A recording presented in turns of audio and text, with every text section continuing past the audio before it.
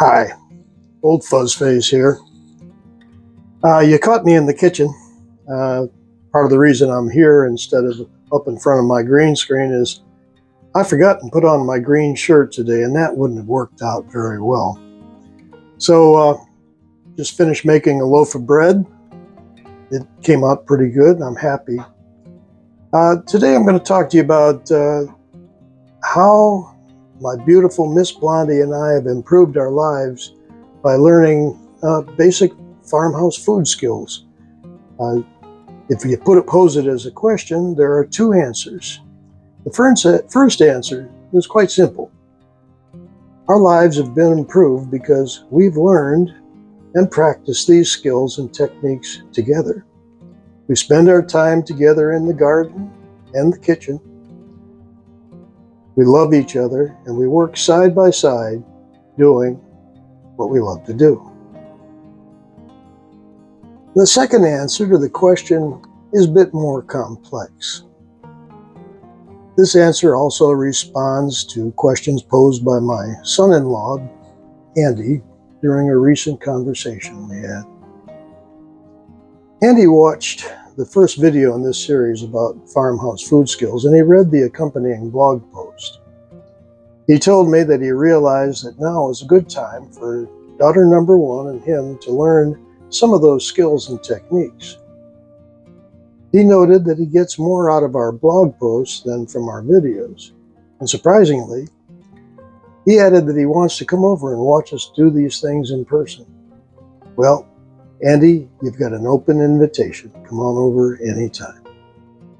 Based on what Andy told me, I decided to change my approach so that it might be more instructive.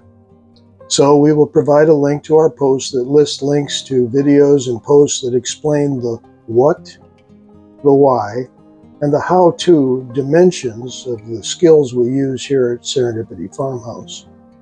This approach will help to explain how Miss Blondie and I have improved our lives by learning these skills. So, please watch this video, subscribe if you haven't already, and oh, by the way, stay tuned. There's going to be a whole bunch of videos following on our farmhouse skills. Thanks for listening. Thanks for watching. Oh, and by the way, keep it simple. Keep it practical. And happy cooking. Question. As viewed by the staff of the SFH Test Kitchen, what skills or techniques fall under the category of food processing? Answer. For us, there are 4 primary skill sets and 1 general set in this category.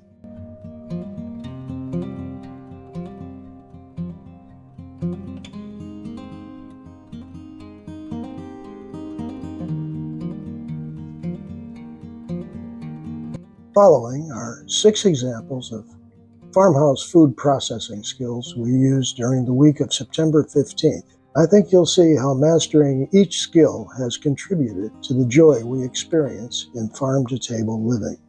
Making butter. Homemade butter is rich, flavorful, and free from additives.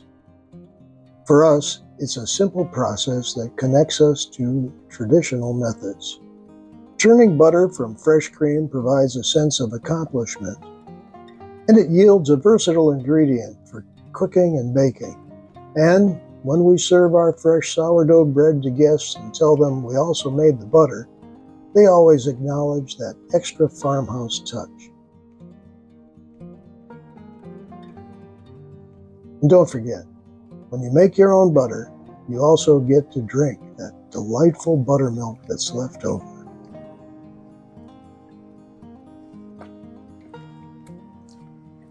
Great.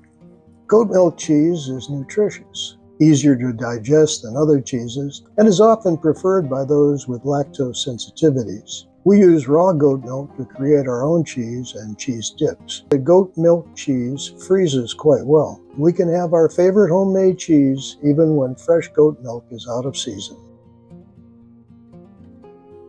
Making goat milk yogurt. Goat milk yogurt is probiotic rich and supports gut health. We culture our own yogurt to ensure freshness and to avoid store-bought additives. It makes a perfect breakfast or snack option. We've also found that making our own yogurt is cost-effective.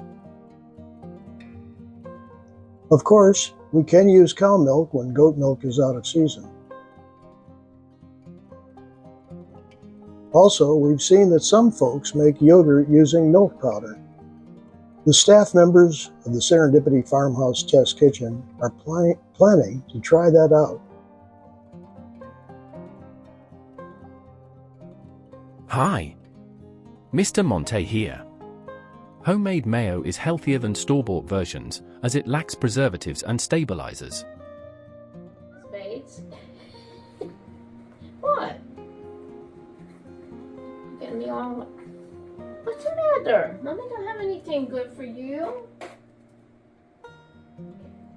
For the staff of the Serendipity Farmhouse Test Kitchen, making mayonnaise allows for customization, for example, using olive or avocado oil, or adding herbs and spices. Also, it's a staple for sandwiches, salads, and dips. As you know, I am the Test Kitchen food quality control expert. I'm always there. Fuzzy and Chef Blondie are making mayo. Right, you do like avocado oil. Interesting.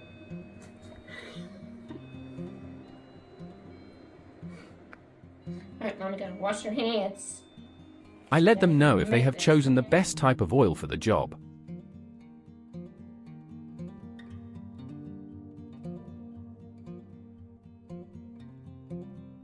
Sourdough is a time-honored bread-making technique.